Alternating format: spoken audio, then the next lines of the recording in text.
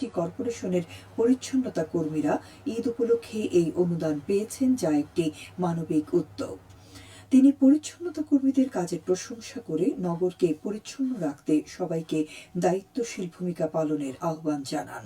এ সময় সিটি কর্পোরেশনের কর্মকর্তা কর্মচারীগণ উপস্থিত ছিলেন। সিলেট ও কিশোরগঞ্জে 4 দিনের সরকারি সফরে এসেছেন প্রবাসী কল্যাণ ও বৈদেশিক কর্মসংস্থান এবং শ্রম ও কর্মসংস্থান মন্ত্রী আরিফুল হক চৌধুরী। সফরসূচি অনুযায়ী মন্ত্রী আজ বিকেলে কিশোরগঞ্জ জেলার কটিয়াদী উপজেলার পশ্চিম ফিকামারা গ্রামে সৌদি আরবে ক্ষেপণাস্ত্র হামলায় নিহত এক প্রবাসীর বাড়িতে যান। সেখানে নিহতের পরিবারের সদস্যদের সঙ্গে সাক্ষাৎ, সমবেদনা জ্ঞাপন এবং সরকারের পক্ষ থেকে আর্থিক সহায়তা হস্তান্তর করেন। মন্ত্রী আগামী বৃহস্পতিবার সিলেটের জৈন্তাপুর উপজেলায় পবিত্র ঈদ উল ফিতর উপলক্ষে আইন শৃঙ্খলা পরিস্থিতি নিয়ে মতবিনিময় করবেন। এ সময় বিভিন্ন উন্নয়ন প্রকল্পের কার্যক্রম পরিদর্শন এবং উপজেলার বিভিন্ন পর্যটন স্পটে পর্যটকদের নিরাপত্তা ও সুযোগ সুবিধা নিশ্চিত করতে স্থানীয় প্রশাসনের গৃহীত কার্যক্রম পর্যবেক্ষণ করবেন। মন্ত্রী 22 মার্চ কোম্পানীগঞ্জ উপজেলায় বিভিন্ন পর্যটন স্পট পরিদর্শন করবেন এবং পর্যটকদের নিরাপত্তা নিশ্চিত করতে প্রশাসনের কার্যক্রম পর্যবেক্ষণ করবেন। এরপর তিনি গোয়াইনঘাট উপজেলার ডৌবাড়ি ইউনিয়নে কেলদা খাল খনন কাজের উদ্বোধন করবেন।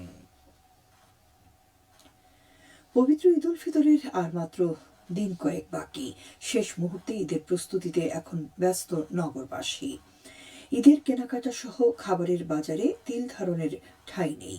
সকাল থেকে গভীর রাত পর্যন্ত চলে কেনাকাটাকে নির্বিঘ্ন ও নিরাপদ রাখতে নগর জুড়ে কঠোর নিরাপত্তা ব্যবস্থা গড়ে তুলেছে আইন শৃঙ্খলা বাহিনী। নগরের বিপণী বিতান, গুরুত্বপূর্ণ মোড় আর সড়কগুলোতে বসানো হয়েছে বিশেষ টহল। প্রতিটি বিপণী বিতানে মোতায়েন করা হয়েছে পুলিশ। নারীদের যাতে হয়রানির শিকার হতে না হয় এজন্য সব বিপণী বিতানেই রয়েছেন নারী পুলিশ সদস্য। পুলিশের পাশাপাশি র্যাব সহ অন্যান্য বাহিনীর সদস্যরাও টহল ও গোয়েন্দা নজরদারি অব্যাহত রেখেছেন। প্রিয়জন সান্নিধ্যে ঈদ উদযাপনের লক্ষ্যে ঘরমুখী যাত্রীদের ভিড় জমছে এখন বাস ও রেল স্টেশনে। এদিকে ঈদকে সামনে রেখে হবিগঞ্জে জমে উঠেছে শেষ মুহূর্তের কেনাকাটা। বর্ণিল সাজে সাজানো হয়েছে শহরের বিপণী ও শপিং মলগুলো। অভিজাত বিপণী বিতান থেকে শুরু করে ফুটপাত পর্যন্ত সবখানে এখন উৎসব মুখর পরিবেশ ও বেচাকেনার ধুম। মার্কেট ও বিপণী কেন্দ্রগুলো ছাড়াও ব্র্যান্ডের দোকানগুলোতে ক্রেতাদের ভিড় বাড়ছে। এই ঈদকে ঘিরে ব্যবসায়ীরা দেশি বিদেশি বাহারি পোশাকের সম্ভার ঘটিয়েছেন দোকানগুলোতে। সকাল থেকে গভীর রাত পর্যন্ত চলছে বেচাকেনা। শহরের দামি দামি কাপড়ের দোকান ও ব্র্যান্ডের দোকানগুলোতে বাহারি ধরনের পোশাক সাজানো হয়েছে।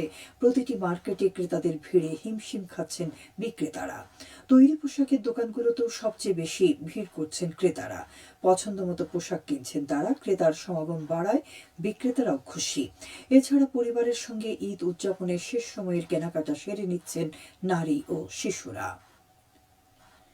দেশের সরকারি ও বেসরকারি পর্যায়ের মাধ্যমিক বিদ্যালয়ে প্রথম থেকে নবম শ্রেণী পর্যন্ত বিদ্যমান লটারি প্রক্রিয়ার মাধ্যমে শিক্ষার্থী ভর্তি পদ্ধতি বাতিল করেছে সরকার। আগামী 2027 শিক্ষাবর্ষ থেকে এই সিদ্ধান্ত কার্যকর হবে। শিক্ষা মন্ত্রণালয়ের মাধ্যমিক ও উচ্চশিক্ষা বিভাগ থেকে জারি করা এক আদেশে একথা জানানো হয়। চলতি মৌসুমে বৃষ্টি নামায় চা গাছে নতুন কুড়ি গজাতে শুরু করেছে মৌলভীবাজারের বিভিন্ন চা বাগানগুলোতে। এছাড়া পুরো মাত্রায় শুরু হবে উৎপাদন। চা গাছের সঠিক বৃদ্ধি ও চা উৎপাদনে এই বৃষ্টিপাত অত্যন্ত গুরুত্বপূর্ণ। চা উৎপাদনের জন্য গ্রীষ্ম মৌসুমে দৈনিক 6.5 ও অন্যান্য মৌসুমে 1.7 মিলিমিটার পানির প্রয়োজন হয়। সেহরি ও ইফতারের সময়সূচি। সিলেট ও পার্শ্ববর্তী এলাকায় আগামীকাল সেহরির শেষ সময় ভোর 4:41 এবং ইফতার সন্ধে 6:03। সবশেষে আবহাওয়া।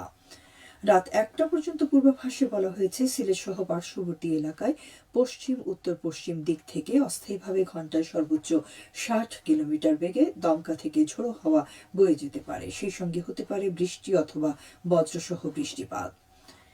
এর সঙ্গে এসব এলাকার নদীবন্দর সমূহকে ১ নম্বর সতর্কতা সংকেত দেখিয়ে যেতে বলা হয়েছে। আজ সিলেটের সর্বোচ্চ তাপমাত্রা ছিল ২৮.৫ ডিগ্রি এবং সর্বনিম্ন ১৫.৫ ডিগ্রি সেলসিয়াস। বাতাসের আর্দ্রতা ছিল সকালে ৬৭ এবং সন্ধ্যায় ৬১%। আগামীকাল সিলেটে সূর্যোদয় হবে ৫টা ৫৮ এবং অস্ত যাবে ৬টা ২। সংবাদ শেষ হলো। পরবর্তী স্থানীয় সংবাদ প্রচারিত হবে আগামীকাল সকাল ৮টা ১০।